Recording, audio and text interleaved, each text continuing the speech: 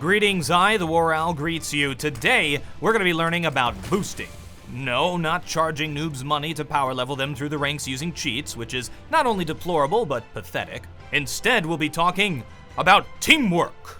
Players can chill on the top of their teammates' heads, using them as platforms, and you can use this ability to reach positions you couldn't get to solo. It's a great strategic advantage. The only difficulty is getting two human beings to work together and communicate, something particularly difficult in Counter-Strike. That'll be no problem for me, though. Today I've enlisted the help of the Owlet, who I've developed an unbreakable psychic bond with due to his heritage as a gypsy fortune teller. To boost, one player, the booster, must duck. Then, the boostee must jump on top of the booster's head.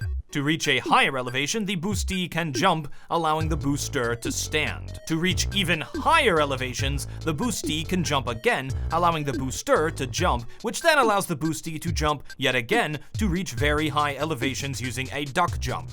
Simple, right? So why isn't the video over yet? Application! Let's look at common, useful, reproducible boost spots on cache, which you can practice with your BFF and apply in-game yourself to win. The most common and useful boost spot in the game that you should 100% already know is the boost spot to boost. The spot is called boost because you boost there. This allows terrorists a great alternate angle at middle. Pro teams like to place 2 or 3 players here on pistol rounds and sometimes place oppers here on later rounds. You can duck in the farthest corner to avoid being seen. Because of its fairly common use, players tend to throw Molotovs into this position, as I've shown you how to do in previous videos. You can also counter-boost as counter-terrorists into this position, which is particularly useful on eco rounds, to either catch a boost player off guard and steal their weapon, or to get a flanking position on the enemy. I recommend smoking off middle first before attempting this and walking. At least try to be sneaky about it because it's very easy to hear players attempting this. Keep in mind that you can't hear a player jumping onto a higher elevation when they're shift walking. Next, we have a boost on A sites to allow an opper to get an angle on A main. Simply boost a player from the safe bomb plant position, and he or she can hold A with an op with ease. The negatives is that it requires 2 players to chill in the same position. This is vulnerable.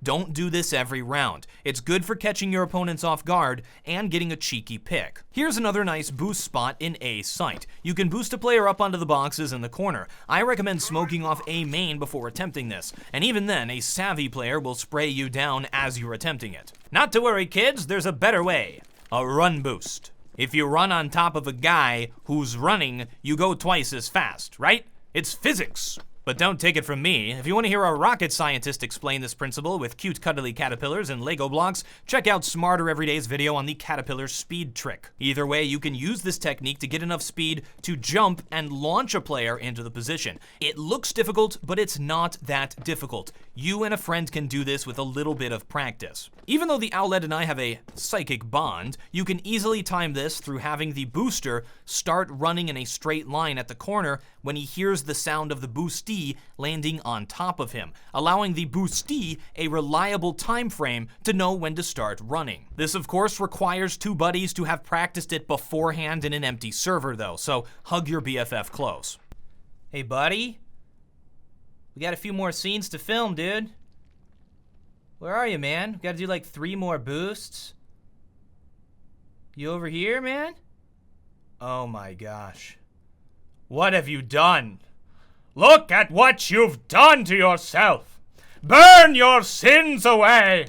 Burn them! Here's another one you have to know. It's pretty self-explanatory. Boosting a player into vents. While you can boost a player at sandbags to get the vents from middle after smoking it, sometimes it's great to sneak a player into vents without breaking the mid-side vents open. This is a great possession to play both B and mid and allows for quick rotates. If CTs don't see the vents broken, they assume you aren't in there. It's like a trapdoor spider. Here's a defensive terrorist boost. You heard me right. Defensive terrorist. If the CTs don't smoke middle, you can boost a terrorist onto red in warehouse, which allows him, or her, to catch the CTs pushing up mid. You can also use this spot if the CTs are pushing warehouse regularly to punish them for their sins. This is especially useful if you suspect the counter-terrorists are going to do a save push at mid. There are many more boost spots on cache, but the vast majority are either too complicated, too pointless, or too risky to regularly pull off. The ones I've shown you are ones you should actually use. Boosting requires 2 players, and many times it makes more sense to just hold normal angles than expend your resources to take creative angles. I'll leave when to use these techniques up to you in-game, so grab a buddy and mount your friends. I'm TheWarOwl, and I still have no closer. I have to go now. My planet needs me.